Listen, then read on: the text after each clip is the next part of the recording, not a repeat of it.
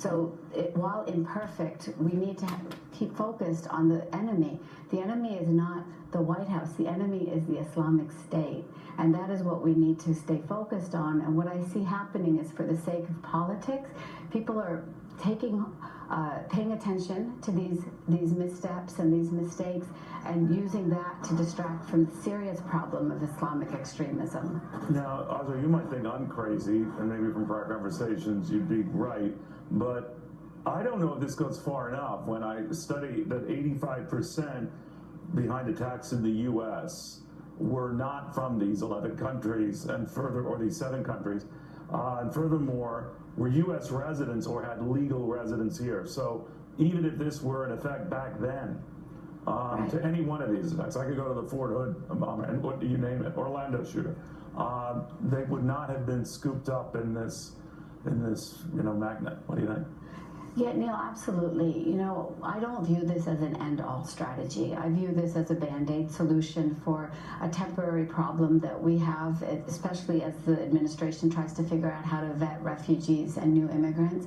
We need a lasting solution. And that solution, just like you're talking about, just as you know, must address the ideological problem. And Neil, as well as I do, that takes us to the birthplace of Islam. That takes us to Mecca, Saudi Arabia, where I can, as a Muslim, point you to 20 websites and 20 publication enterprises that are exporting this extremist interpretation of Islam that people from Fort Hood to Orlando to San Bernardino get into their heads to do damage. But couldn't they do that already, Asra? In other words, couldn't they link up online?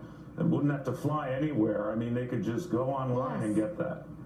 Yeah, and that's why we need a more effective strategy, absolutely, that addresses all of the ideological problems. I read and have studied very carefully, all of the strategies that General Flynn, for example, has put forward, and others in the administration. I do know that they recognize that there's an ideological problem. They want to go after the state actors also.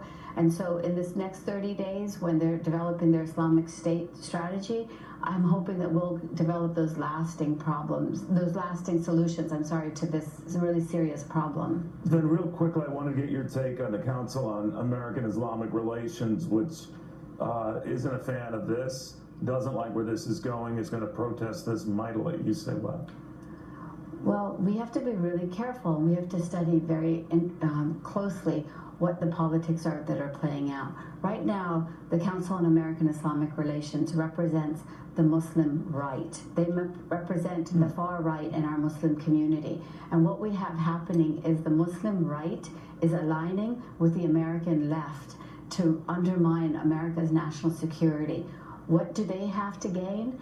They have never wanted us to have a conversation about Islamic extremism, and so they continue the strategy of deflection.